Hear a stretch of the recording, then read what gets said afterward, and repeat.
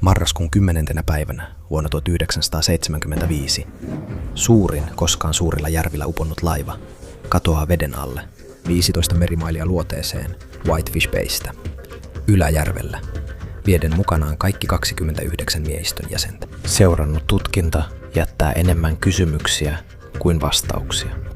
Yksi asia on varma. Ei ole olemassa yhtä teoriaa, josta kaikki olisivat samaa mieltä. Joten sinun kannattaa lukea tämän videon kommentit löytääksesi lisää tietoa ja päättääksesi itse, mikä selitys on todennäköisin.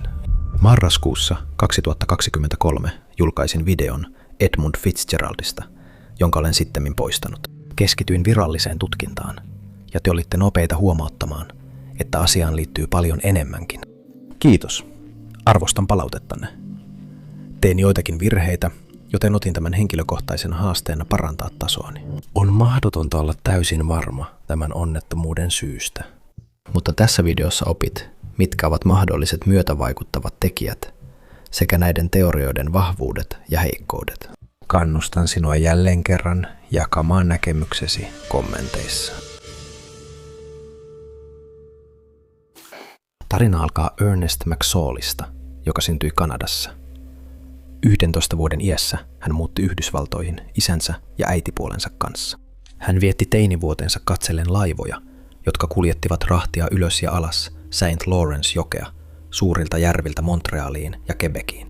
Nuoresta pitäen hän päätti liittyä heidän joukkoonsa, ja 23-vuotiaana hän aloitti uransa vesillä. Suurjärvet ovat laajoja sisävesijärviä. Ne muodostavat maailman suurimman makean veden järjestelmän, sisältäen 80% Amerikan makeasta vedestä ja 20% koko maailman makeasta vedestä. Joka vuosi suurjärvien yli kuljetetaan 120 miljoonaa tonnia rahtia. Ne ovat valtimoita, jotka pitävät raskaan teollisuuden käynnissä, mutta nämä järvet ovat vaarallisempia kuin useimmat uskoisivat.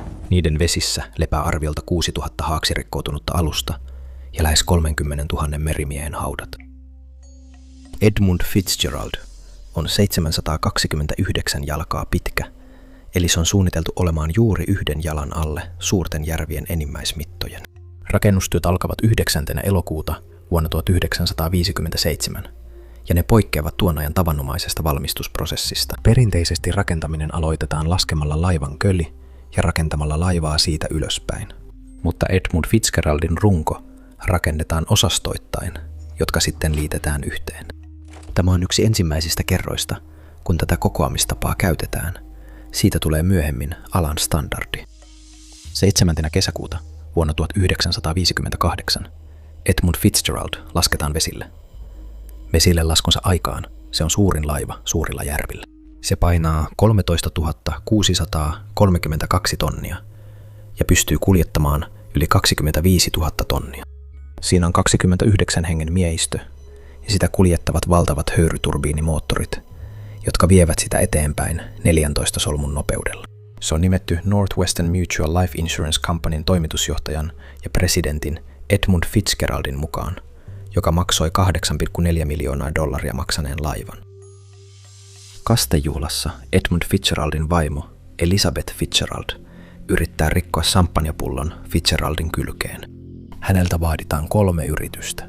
Viime vuosina perinteistä champagnepulloa on ohennettu, jotta se olisi helpompi rikkoa ja vältettäisiin epäonnistuneen yrityksen aiheuttama nolous ja taikausko.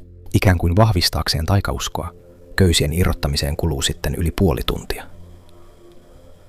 Ja alus liukuu veteen vaarallisessa kulmassa, lähettäen valtavan aallon iskeytymään vastarannalle ja kastellen ihmiset, jotka seuraavat vesille laskuun. Lähes 15 000 katsojan joukossa sanotaan, että 58-vuotias mies saa sydänkohtauksen ja kuolee paikan päällä. Taikauskoiset pitävät tätä tapahtumasarjaa huonon onnen merkkinä alukselle. Siitä huolimatta alus varustellaan ja otetaan käyttöön.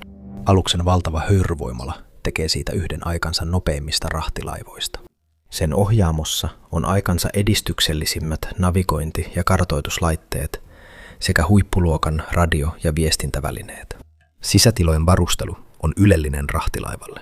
2 vierashyttiä, vieraslounge, mukava kapteenin toimisto ja asuintilat, pesutupa virkistyskansi ja miehistön hytit ovat suurempia kuin alan standardit.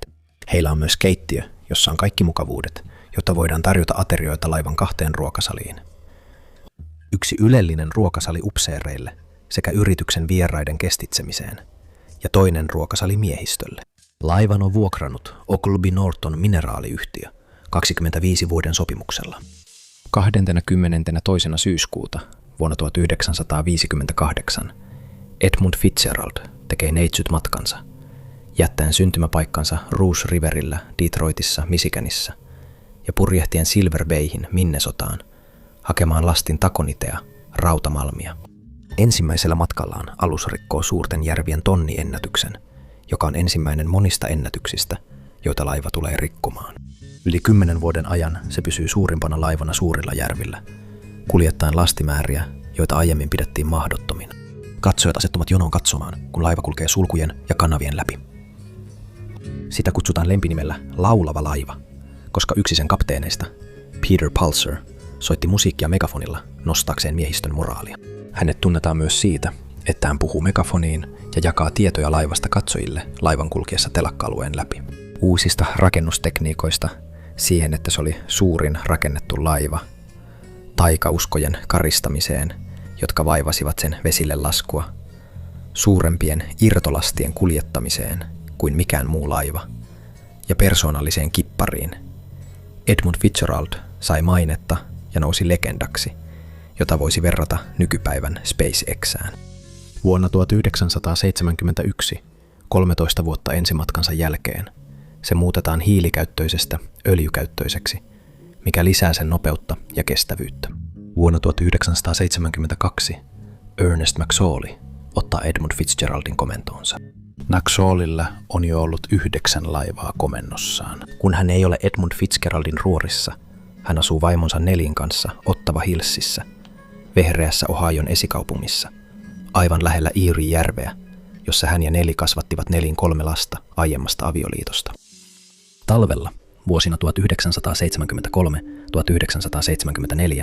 Fitzgerald nostetaan vedestä vuosittaista huoltoa varten. Entinen Fitzgeraldin miehistön jäsen George Berkner on telakalla eräänä päivänä, kun hän kuulee sattumalta keskustelun telakkatyöntekijän ja Ogleby Mineral Companyn työntekijän välillä. Yhtiö omisti Fitzgeraldin. Myöhemmässä elämänsä aikana antamassaan lausunnossa George Berkner kertoo, että keskustelussa puhuttiin murtumista köliä paikoillaan pitävissä hitsaussaumoissa ja että köli on löysällä. Rannikkovartiosto tietää hitsaussaumojen murtumista ja on hyväksynyt pienet korjaukset. George Berkner todistaa myös toisesta keskustelusta, jonka hän kuuli McSorleyn ja Fitzgeraldin miehistön jäsenten välillä. Miehistön jäsenet kaivoivat mutaa Fitzgeraldin pohjasta, kun he huomasivat, että köli oli taas irti, ja he kertoivat siitä McSorleylle. McSorleyn vastaus, kuten George Berkner asian ilmaisee, oli sanoa: "Tämän paskiaisen tarvitsee vain pysyä kasassa vielä 1 vuoden. Sen jälkeen minua ei kiinnosta, mitä sille tapahtuu." McSorley aikoo jäädä eläkkeelle kauden jälkeen, joten ongelma siirtyisi uudelle kapteenille. Aion kutsua tätä Edmund Fitzgeraldin uppoamisen ensimmäiseksi teoriaksi. Huonosti ylläpidetty rahtilaiva on varma onnettomuus.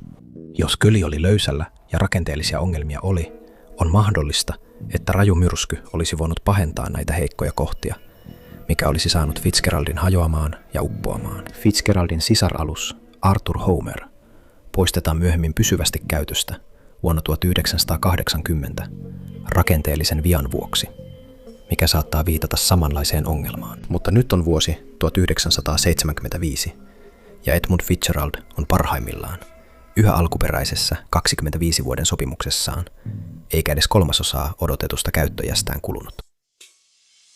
9. marraskuuta vuonna 1975 kello 08.30 Edmund Fitzgerald on kiinnitettynä Burlington Northern Railroadin laiturissa. Se alkaa lastata yli 26 000 tonnia takonitea matkalle Superiorista, Wisconsinista, yli Yläjärven ja etelään Zack Islandille Detroit-joella. Lastausprosessi on pitkä, kuten se aina on. Kausi lähestyy loppuaan ja Fitz yrittää toimittaa mahdollisimman paljon rahtia ennen kuin talvisää saapuu. Lastauspäällikkö ja kansipomo työskentelevät yhdessä varmistaakseen malmin oikean jakautumisen koko valtavan laivan rungossa. Liian suuri kuorma toisella puolella voisi vaarantaa laivan kaatumisen. Liian paljon lastia keskiviivalla, ja laiva voisi raahata pohjaansa satamasta ulos. Tai vielä pahempaa, katketa keskeltä. Asia, joka on tuhonnut useita laivoja aiemmin. Tätä voitaisiin kutsua Edmund Fitzgeraldin uppoamisen toiseksi teoriaksi. Jos laiva on lastinsa kantokyvyn äärirajoilla, se vähentää vapaa-laitaa. Vapaa-laita tarkoittaa ylimääräistä tilavuutta. Laiva tarvitsee aina jonkin verran vapaa-laitaa, muuten se uppoaisi. Kaikilla laivoilla on tietty vapaa-laita, jota ei saa ylittää. Jos Fitzgerald on ylikuormattu, sen vapaa-laita pienenee, ja normaalissa säässä sillä ei ehkä olisi merkitystä. Yhdysvaltain kansallinen sääpalvelu on seurannut suurta marraskuun myrskyä, mutta ennustaa sen kulkevan Yläjärven eteläpuolelta. Kello 14.15, 6 tuntia myöhemmin, miehistä vetää rantaköydet sisään, ja Edmund Fitzgerald lähtee Yläjärveltä kohti Detroittia. Mukanaan 26 116 tonnia takoniittipellettejä. Lastauksen jälkeen Fitzgeraldin miehistö kiinnittää kansiluukut, sulkien rahtiaukot. Jotkut kansiluukut ovat nähneet parempiakin päiviä, mutta kaiken kaikkiaan ne ovat hyvässä toimintakunnossa. Kun he ohittavat aallonmurtajan, Janice Armagust ja hänen 2 lastaan seisovat rannalla. Lapset toivovat näkevänsä vilauksen isästään, Michael Armagustista, joka on 3. perämies. Hän ei ole kannella. Janice huutaa kansimiehelle kysyen, missä Mike on, ja hän vastaa, että Mike on kannen alla. Janice ja lapset vilkuttavat hyvästit laivalle ja katsovat, kun se purjehtii ulos Yläjärvelle. Kansimies jatkaa kannen luukkujen sulkemista tarpeen mukaan päivän tyynen sään vuoksi. Kansiluukkuteoria on 3. selitys Edmund Fitzgeraldin uppoamiselle. Kuten kaikkia Edmund Fitzgeraldin uppoamiseen liittyviä teorioita, myös kannen luukkujen teoriaa kiistellään paljon. Monissa Edmund Fitzgeraldista otetuissa valokuvissa kaikki luukkujen salvat eivät ole kiinni. Tämä on saanut jotkut uskomaan, että on yleinen käytäntö olla kiinnittämättä kaikkia salpoja matkan aikana. Toisaalta kaikkia valokuvia ei ole otettu laivan ollessa liikkeellä, joten miten voisimme tietää, onko yleinen käytäntö jättää ne salpaamatta laivan ollessa matkalla? Toisaalta muiden laivojen kapteenit ovat käyttäneet samanlaisia luukkujen kansia ja salpoja ilman, että ne ovat pettäneet, koska itse luukun kannen paino riittää tiivistämään luukun, vaikka muutama salpa ei olisikaan kiinni. On myös mahdollista, että laivan omistajien etu on siirtää syy miehistön niskoille saadakseen vakuutuskorvauksen. On 2 pääkysymystä. Olivatko kaikki luukun kiinnikkeet kunnolla kiinni? Ja jos se eivät olleet, olisiko se päästänyt tarpeeksi vettä rungon sisään upottaakseen laivan? Edmund Fitzgeraldin kyydissä. Kaikki sujuu hyvin heidän purjehtiessaan kohti iltapäivän loppua. Yllättäen barometri laskee nopeasti ja käy selväksi, että myrsky iskee Yläjärvelle. 16.13 toinen rahtilaiva, Arthur M. Anderson, lähtee Two Harborsista, Minnesotasta, juuri Edmund Fitzgeraldin edellä ja rinnakkaisella reitillä. Rakennusajankohtanaan hieman vanhempi Anderson on lyhyempi kuin Fitzgerald. Uudistuksen jälkeen sitä pidennetään hieman pidemmäksi kuin Fitzgerald, mutta se on huomattavasti hitaampi. Edmund Fitzgerald kuroakin pian kiinni Andersonin etumatkan. Puoleen yöhön mennessä alukset ovat jo lähellä toisiaan ja alkavat viestiä keskenään. Molemmat alukset on varustettu säähavainnointi- ja raportointilaitteilla, joita Yhdysvaltain kansallinen sääpalvelu käyttää. Kummatkin kapteenit päättävät kulkea Kanadan rannikkoa pitkin suojautuakseen myrskyltä. Seuratessaan myrskyä he tajuavat, että se saavuttaa heidät ennen kuin he ehtivät Whitefish Bayn turvaan.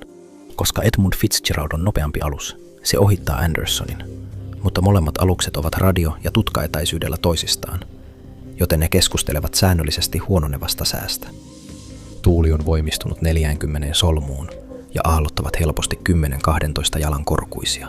Andersonin kapteeni, Bernie Cooper, ottaa yhteyttä Fitzgeraldiin ja kertoo ennusteensa, että myrskyn edetessä tuuli todennäköisesti kääntyy 180 astetta. Aamun koittaessa laivat lähestyvät saaria Whitefish Bayn ulkopuolella. Kello 14 mennessä laivat ovat kulkeneet myrskyn silmän läpi, ja kuten ennustettiin, tuuli kääntyy etelästä pohjoiseen, puhaltaen voimakkaasti 42 solmua. Järvellä alkaa sataa rankasti lunta. Anderson menettää näköyhteyden Fitzgeraldiin. Kun olosuhteet pahenevat, he näkevät toisensa vain tutkassa. Juuri tässä kohtaa tarina alkaa haarautua eri suuntiin. Näitä skenaarioita voidaan tarkastella erikseen tai yhdistää toisiinsa. Kaikki tuntevat tämän tarinan ja jokaisella on mielipide ja jokainen niistä on perusteltu. Paras arvaukseni on, että uppoamisen tarkka syy ei ole yksi, vaan useiden syiden yhdistelmä. Mutta mikä yhdistelmä? Kello 15.00 Andersonin kapteeni Cooper ohjaa laivan kauemmas itään välttääkseen 6 sylen matalikon. Kapteeni McSorley Fitzgeraldilla ei seuraa Andersonia syvemmille vesille. Normaalisti 6 sylen matalikon syvyys on noin 11 metriä. Andersonin lastattu syväys on noin 8 metriä. Aluksen syväys tarkoittaa kölin syvyyttä vedenpinnan alapuolella. Fitzgeraldin syväys on 25 jalkaa normaalilla lastilla. On aina hyvä idea välttää matalia matalikkoja, erityisesti huonolla säällä. Jos Fitzgerald osuu matalikkoon, se voi vahingoittaa aluksen rakenteellista eheyttä. Yhdistettynä raskaaseen lastiin ja huonoon säähän, ne voisivat mahdollisesti hajota. Kello 15.30 kapteeni McSorley Fitzgeraldilta ilmoittaa Andersonille radiolla, että he ovat menettäneet kaiteen kannella sekä muutaman ilmanvaihtosuojuksen. He ottavat vettä sisään. Tämä vaikuttaa minusta 4. teorialta Edmund Fitzgeraldin uppoamisen selittämiseksi. McSorley sanoo hidastavansa vauhtia, jotta Anderson voi saada heidät kiinni. Kapteeni Cooper vahvistaa ja kysyy sitten, ovatko pumput päällä. Ja kapteeni McSorley vahvistaa, että molemmat pumput ovat käynnissä. Anderson on nyt 17 merimailia Fitzgeraldin jäljessä. Molemmat alukset ovat noin 4 tai 5 tunnin päässä Whitefish Bayn turvasta. Välillä 15.30 ja 16.20. Kapteeni Cooper seuraa tutkaansa, kun Fitzgerald purjehtii yhä lähemmäs 6 sylen matalikkoa ja lopulta kulkee suoraan sen yli. 6 sylen matalikko on paikallisten kapteenien hyvin tuntema, mutta syvyydet eivät ole kovin tarkasti merkitty karttaan. Itse asiassa tuohon aikaan kanadalaisten ja amerikkalaisten kartoissa oli eroavaisuuksia. On mahdollista, että Fitzgerald raapaisee runkoaan matalikkoon ja kovassa säässä aalto iskee laivaan samaan aikaan, peittäen kosketuksen matalikkoon. Tämä on 5. teoria Edmund Fitzgeraldin uppoamisesta. 16.20 aikaan, alle tunti viimeisen yhteydenoton jälkeen, Anderson saa uuden puhelun Fitzgeraldilta. Kapteeni McSorley sanoo, että molemmat hänen tutkansa eivät toimi ja hän ajaa sokkona. Hän kysyy kapteeni Cooperilta, voisiko tämä ottaa navigoinnissa Andersonin tutkan avulla. Kapteeni McSorley ei mainitse Andersonille, että he ajoivat karille tai raapaisivat matalikkoa, vaan jatkaa laivan ohjaamista syvemmille vesille matalikon ylittämisen jälkeen. Fitzgeraldin upottua tutkinnon aikana haastatellaan monia insinöörejä ja asiantuntijoita. Kaikki asiantuntijat olivat yhtä mieltä, että Fitzgerald olisi uponnut nopeasti, jos se olisi osunut matalikkoon. Yksikään asiantuntija ei tuolloin uskonut, että laiva olisi pystynyt jatkamaan matkaansa niin pitkälle kuin se teki. Olen ollut veneessä, joka navigoi hiekkasärkillä, ja teimme kevyen kosketuksen pohjaan. Tiedän, että mittakaava on eri, mutta kun osuimme pohjaan, tunsin tärähdyksen ja selkeän vauhdin hidastumisen kosketuksen seurauksena. Ajattelisin, että kokenut kapteeni, kuten McSorley, huomaisi ja raportoisi myös, jos hän olisi osunut matalikkoon. On useita foorumeita, joissa viitataan sukeltajiin, jotka löysivät punaista maalia matalikolta, mutta vaikka kuinka etsin alkuperäistä lainausta, löysin vain kommentteja foorumeilta, enkä yhtään alkuperäistä artikkelia tuosta väitteestä. Löysin kyllä artikkeleita virallisesta matalikkojen tutkimuksesta, jossa ei löytynyt mitään todisteita karille ajosta matalikolla. 16.30 alkaa hämärtyä, ja lumen myötä näkyvyys on käytännössä 0. Tuuli puhaltaa pohjoisesta 58 solmun voimalla. Kello 17 kapteeni Cooper Anderson alukselta ilmoittaa radiolla, että he ovat 15 merimailia Edmund Fitzgeraldin perässä. Heiltä on kestänyt 1,5 tuntia kuroa umpeen 2 merimailia. He auttavat yhä navigoinnissa käyttämällä tutkaansa, samalla kun hitaasti lähestyvät. Kello 17.20 kapteeni McSorley soittaa rannikkovartioston asemalle Grand Mareessa, Michiganissa. Hän yrittää paikantaa sijaintinsa Whitefish Pointin majakan avulla, mutta ei saa signaalia. Ilman tutkaansa ja näin huonossa näkyvyydessä tämä on yksi hänen harvoista tavoistaan navigoida. Ruotsalaisella Averfors-aluksella on mukana suurten järvien rekisteröity luotsi, joka on matkalla pohjoiseen Whitefish Pointilta.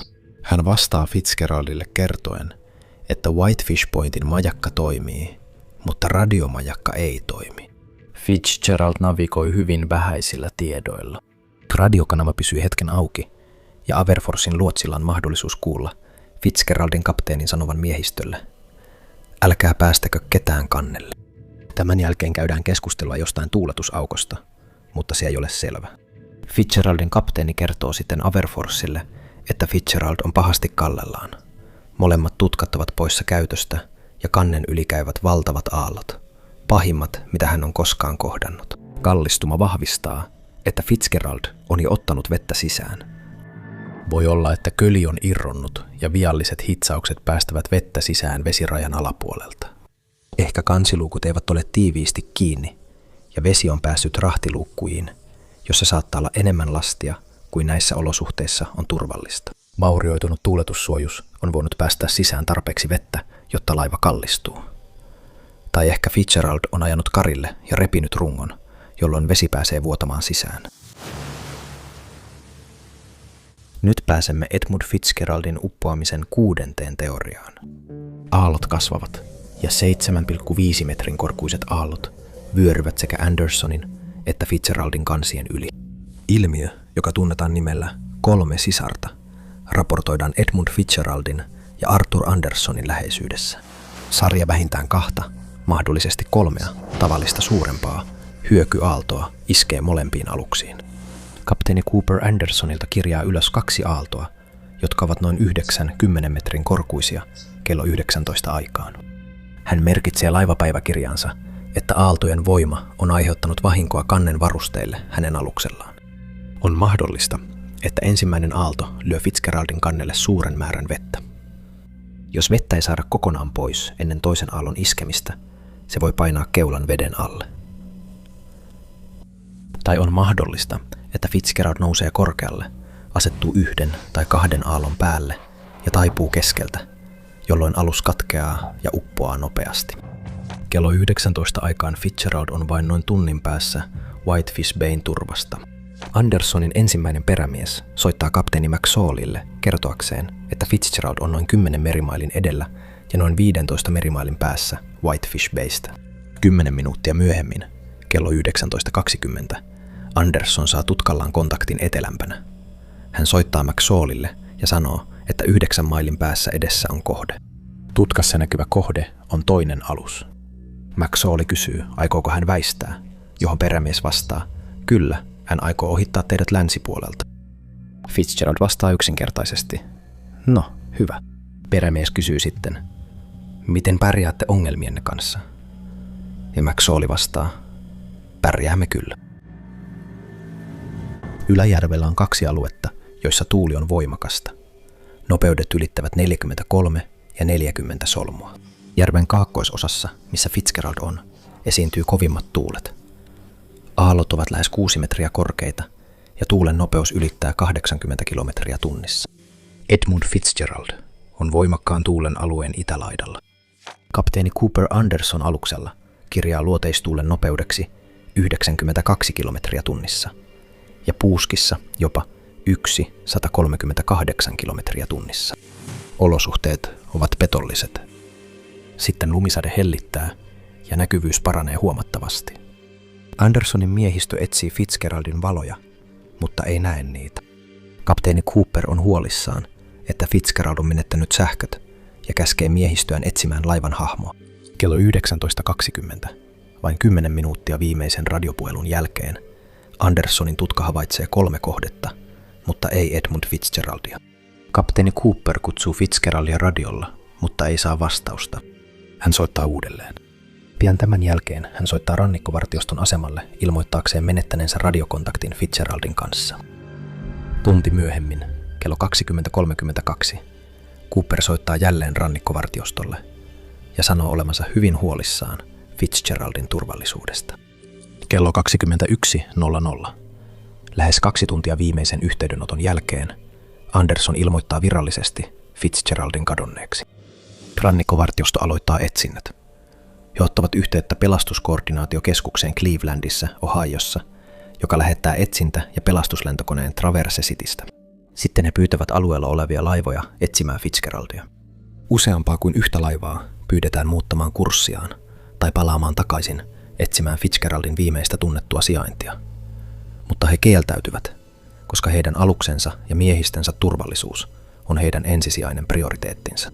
Rannikkovartiosto ei lähetä välittömästi etsintä- ja pelastusvenettä, koska tuuli on kova ja meri myrskyinen. He pyytävät kapteeni Cooperia Andersonilta kääntymään ja aloittamaan etsinnän. Kapteeni Cooper epäröi. Häntä huolestuttaa, että Fitzgerald on menetetty myrskyyn, josta hänen miehistönsä on juuri selvinnyt. Pienen suostuttelun jälkeen hän suostuu vastahakoisesti ja kääntää Andersonin takaisin myrskyyn etsimään Fitzgeraldia. Yö vaihtuu päiväksi. Seuraavana aamuna kello 8 Anderson havaitsee palan pelastusvenettä, sitten toisen. Lentokoneet ja pelastusalukset liittyvät etsimään laajaa aluetta, mutta yhtäkään 29 miehistön jäsenestä ei löydetä, ei elävänä eikä kuolleena. He löytävät palasia pelastusliiveistä, airoja, pelastusveneen, ilmasäiliöitä ja heittoköyden, mutta ei henkilökohtaisia tavaroita eikä ruumiita. Vauriot pelastusveneessä osoittavat, että ne revittiin irti laivasta. Niitä ei laskettu vesille. Muutamaa päivää myöhemmin, 14. marraskuuta, sivupyyhkäisy luotain tunnistaa 2 suurta esinettä Yläjärven pohjasta. He skannaavat sitä useaan otteeseen, mutta eivät pysty varmistamaan, onko se Fitzgerald. Etsinnät lopetetaan. Seuraavan vuoden toukokuussa laivasto tuo paikalle Curve 3 sukellusrobotin, jossa on vedenalainen kamera. He saavat visuaalisen vahvistuksen siitä, että hylky on todellakin Edmund Fitzgerald. Se makaa pohjassa, 530 jalan syvyydessä, ja on jakautunut 2 osaan, joiden välissä on valtava romukenttä. He eivät löydä yhtään ruumista. Curve 3-tutkimuksen perusteella kansallinen liikenneturvallisuuslautakunta toteaa vaurioita ja puuttuvia osia eri luukun kansissa, mukaan lukien merkkejä ulkoisesta paineesta johtuvista murtumista. Tämä näyttää siltä, että aallokon vaikutus olisi voinut mahdollisesti painaa luukun sisään. Vasta vuonna 1994 miehistön jäsenen ruumis löydettiin laivan keulan läheltä. Valitettavasti ruumista ei pystytty tunnistamaan. Tällaisen onnettomuuden jälkeen jokainen ihmisryhmä haluaisi siirtää syyn jonkun toisen niskoille. Vakuutusyhtiö haluaisi siirtää syyn laivan omistajille, jotta he voisivat pienentää maksamaansa korvaussummaa. Laivan omistajat haluaisivat välttää syytökset huonosta ylläpidosta tai ylikuormituksen sallimisesta, jotta vakuutusyhtiö maksaisi täyden korvauksen. Merimiesten perheet eivät halua nähdä läheistensä saavan syyn niskoilleen, esimerkiksi kansiluukkujen kiinnittämättä jättämisestä. Ja rannikkovartiosto ei halua tulla kritisoiduksi siitä, ettei se lähettänyt laivoja etsimään välittömästi, tai mahdollisesti siitä, että se jätti vaatimatta perusteellisempaa hitsausta huoltotarkastusten aikana. Mutta yksi asia on varma. Säällä oli merkittävin rooli. Jos sää olisi poistettu yhtälöstä, on epätodennäköistä, että Fitzgerald olisi uponnut tällä matkalla. Mutta myrskyinen meri ja suuret aallot yhdistyvät yhteen tai useampaan myötävaikuttavaan tekijään. Vuonna 2005 Ontarion perintälaki julisti alueen hautausmaaksi, mikä tarkoittaa, ettei kukaan voi palata sukeltamaan sinne saadakseen lisätietoa hylystä. Six Fathoms Shoal havaittiin myöhemmin olevan mailin verran pohjoisempana kuin siihen aikaan käytössä olleet amerikkalaiset kartat osoittivat. Arthur M. Anderson on yhä käytössä tänä päivänä. Kumpaa uskot olevan syypää? Raskas lasti, rakenteellinen heikkous, ilmanvaihtosuojukset tai kansiluukut, jotka päästivät vettä sisään, karille ajo kartoittamattomalle matalikolle vai suurten aaltojen ylimurtuminen? Kerro mielipiteesi kommenteissa.